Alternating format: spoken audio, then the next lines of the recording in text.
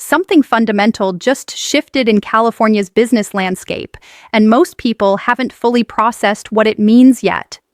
In-N-Out Burger, a company that's been synonymous with California since 1948, a brand that built its entire identity around never leaving the state, has just made a decision that should concern anyone paying attention to where this country is headed economically. Their CEO didn't hold a press conference. There wasn't a dramatic announcement designed for headlines. Instead, what emerged was a quiet, calculated explanation that reveals far more than just one company's relocation strategy. This isn't about politics in the way you might think. This is about the practical breaking point between policy and business reality, about what happens when the cost of operating in a state becomes unsustainable, even for beloved local institutions. When a company this embedded in California's cultural fabric starts moving operations elsewhere, it's worth understanding exactly what they're seeing that prompted this choice. Because if In-N-Out can't make it work anymore, that tells us something significant about the broader economic environment taking shape across America. The decision came through corporate filings and internal communications that eventually reached the public, not through the kind of theatrical rollout you'd expect from a company making such a historic move. In-N-Out announced they would be relocating their corporate headquarters from Irvine, California, to Franklin, Tennessee. For context, this isn't just any business. This is a company that was founded in Baldwin Park, California, in 1948 by Harry and Esther Snyder. It's a brand that generations of Californians grew up with, that tourists specifically seek out when they visit the state, that has maintained a cult-like following precisely because it represented something authentic about California culture. The company has always been family-owned, fiercely protective of its quality standards, and deliberately slow in its expansion specifically to maintain those standards. They've turned down countless opportunities to franchise or go public because doing so would compromise their model. This is not a company that makes rash decisions or chases trends. So when they choose to move their headquarters out of the state that birthed them, that nurtured them, that gave them their identity, it demands a serious examination of what's actually happening on the ground. The CEO, Lindsay Snyder, didn't frame this as a political statement. She didn't use inflammatory language or position In-N-Out as a victim. Instead, the explanation focused on what she described as an increasingly challenging business environment. The factors cited included the cost of doing business, regulatory complexity, and quality of life concerns for employees. Now, these might sound like generic corporate talking points, but when you start unpacking what each of these actually means in practice, you begin to see a much larger story about California's economic trajectory. The cost of doing business in California isn't just about tax rates, though those are certainly part of the equation. It's about the cumulative effect of dozens of different regulatory requirements, compliance costs, mandatory programs, and operational restrictions that individually might seem reasonable, but collectively create an environment where even successful, profitable companies struggle to justify staying. California has the highest state income tax in the nation, with top earners paying over 13%. The state also has some of the highest commercial property taxes, stringent environmental regulations that affect everything from packaging to energy usage, and labor laws that are more complex and costly than virtually any other state. Again, you can debate the merits of each individual policy. Many of these regulations exist for legitimate reasons, addressing real problems like worker exploitation, environmental damage, or public health concerns. But the question that businesses face isn't whether each regulation is justified in isolation. The question is whether the total regulatory burden has reached a point where it fundamentally changes the calculus of where to operate. And increasingly, companies are answering that question by choosing to operate somewhere else. Tennessee, where In-N-Out is relocating, has no state income tax. It has a significantly lower cost of living, which means the company can offer competitive salaries that go much further for employees. The regulatory environment is lighter, not because Tennessee doesn't care about workers or the environment, but because the state has made a deliberate choice to prioritize business friendliness in how it structures its rules. For a company like In-N-Out, which still plans to maintain significant operations in California and continue serving California customers, moving the headquarters to Tennessee isn't about abandoning the state. It's about creating a more sustainable operational structure that allows them to continue doing business in California without being crushed by the costs of being headquartered there. But here's what makes this particularly significant. In-N-Out isn't a struggling company looking for a lifeline. They're incredibly profitable. They have fanatically loyal customers. They've never had to discount or run promotions because demand consistently exceeds supply.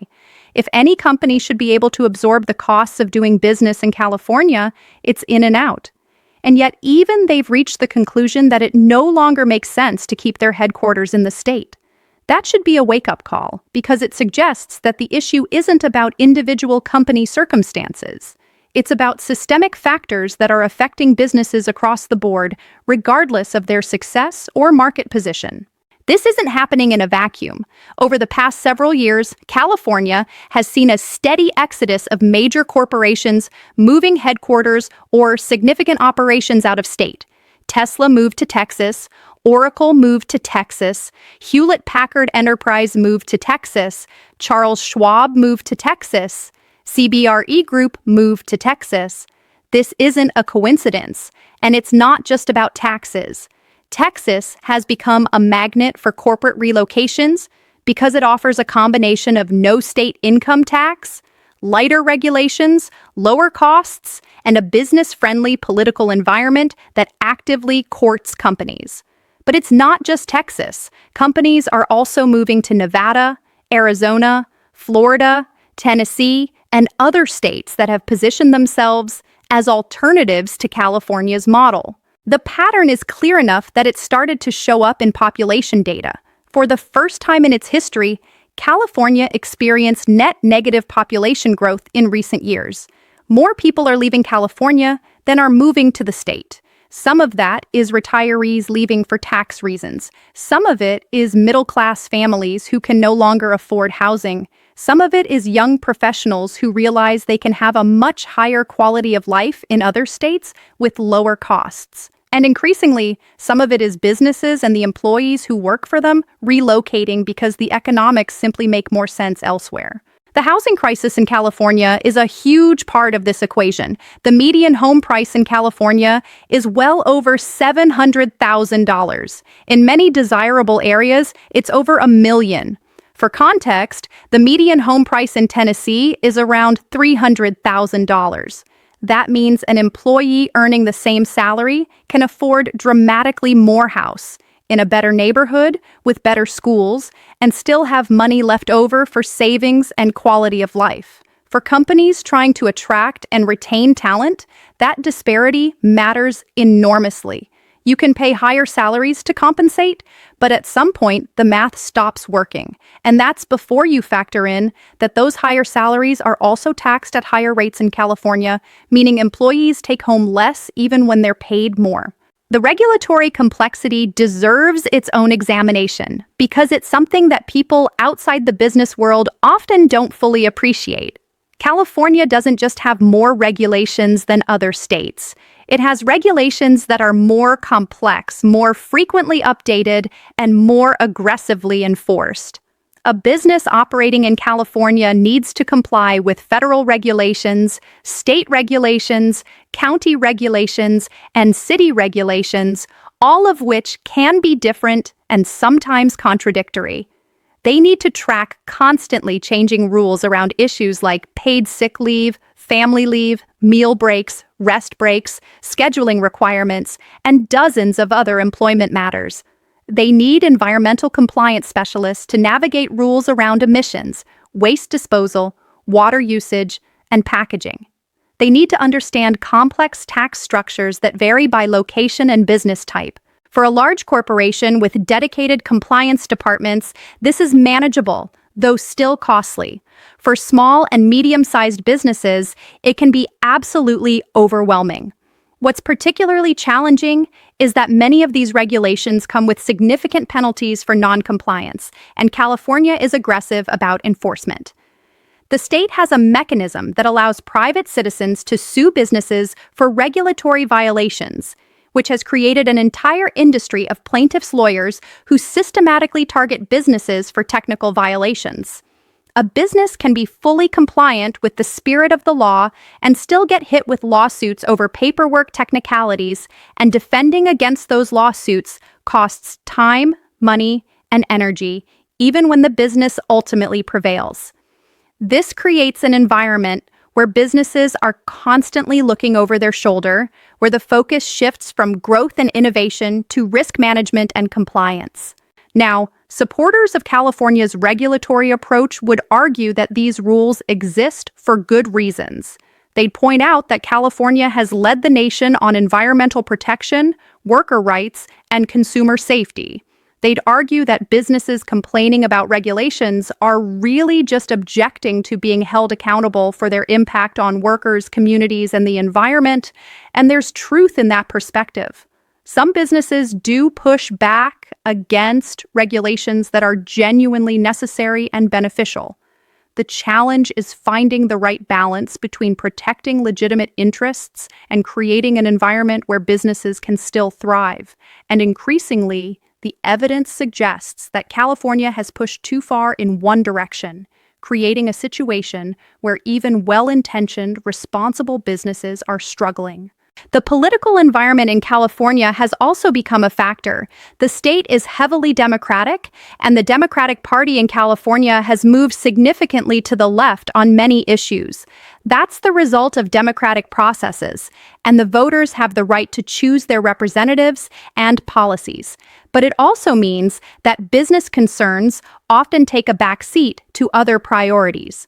When businesses raise concerns about costs or regulations, those concerns are sometimes dismissed as corporate greed rather than taken seriously as signals about economic sustainability. There's a sense among many business leaders that the state government isn't really interested in their input, that decisions are made based on activist priorities rather than economic analysis, and that the trajectory is toward more regulation, more cost, and more complexity rather than less. This creates a challenging dynamic because California's economy is massive. If California were a country, it would have the fifth largest economy in the world. The state is home to Silicon Valley, Hollywood, major agricultural production, tourism, trade, and countless other economic engines. For decades, California's attitude was essentially that businesses needed California more than California needed businesses. If you wanted access to California's markets, its talent pool, its innovation ecosystem, and its quality of life, you'd pay the premium to be there. And for a long time, that worked. But something has shifted. The rise of remote work, improvements in technology that make location less critical, and the development of business ecosystems in other states have all reduced California's leverage.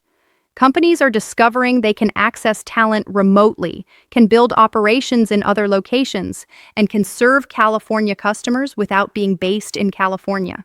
The in-and-out decision is particularly symbolic because of what the company represents. This isn't a tech company that could be anywhere. This isn't a financial services firm following clients. This is a burger chain that was born from California car culture, that built its brand around quality ingredients and customer service, that deliberately stayed regional for decades rather than expanding nationally. If any company should feel existentially tied to California, it's in and out. And yet they've concluded that keeping the headquarters there no longer serves the company's long-term interests. That sends a powerful message about the state's trajectory. The implications extend beyond just corporate headquarters. When companies move significant operations out of state, they take jobs with them. Those are often high-paying white-collar jobs in finance, legal, human resources, and executive management.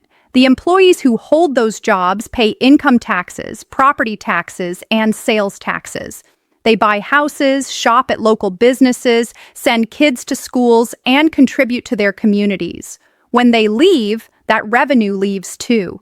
And it's not just the direct impact. Those employees also supported an ecosystem of service providers, restaurants, retail stores, and other businesses that depended on their spending. The economic effects ripple outward in ways that are hard to fully quantify but are nonetheless real. California's response to these challenges has been mixed. Some state leaders acknowledge the problem and talk about the need to make California more business-friendly.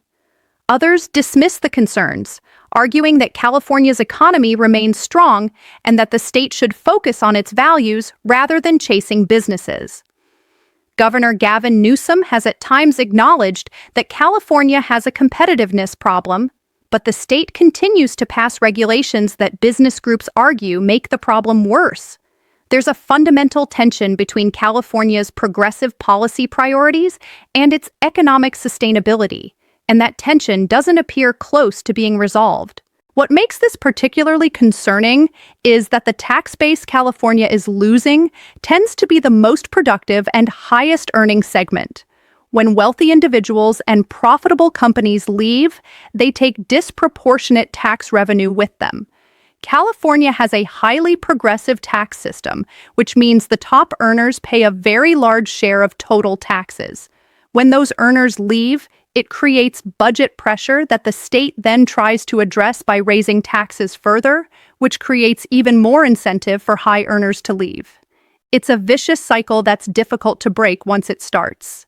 The in-and-out move isn't just about one company, it's a data point in a larger pattern that suggests California's economic model is under serious stress. The state has relied on its natural advantages, its established industries, and its quality of life to maintain its position even as costs and regulations increased. But those advantages are eroding. Other states are building their own tech hubs, their own entertainment industries, their own innovation ecosystems. Remote work has untethered talent from geography, and quality of life in California, at least for middle-class families, has declined as housing costs have soared. Homelessness has become more visible, and urban problems have intensified.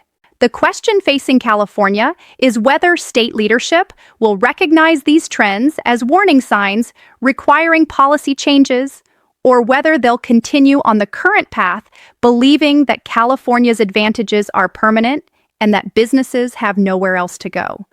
The in-and-out decision suggests that at least some iconic California companies have concluded that those advantages are no longer sufficient. And if that assessment spreads, if more companies reach the same conclusion, California could face a serious economic reckoning that affects not just businesses, but every resident who depends on the state's economic vitality for jobs, services, and opportunity.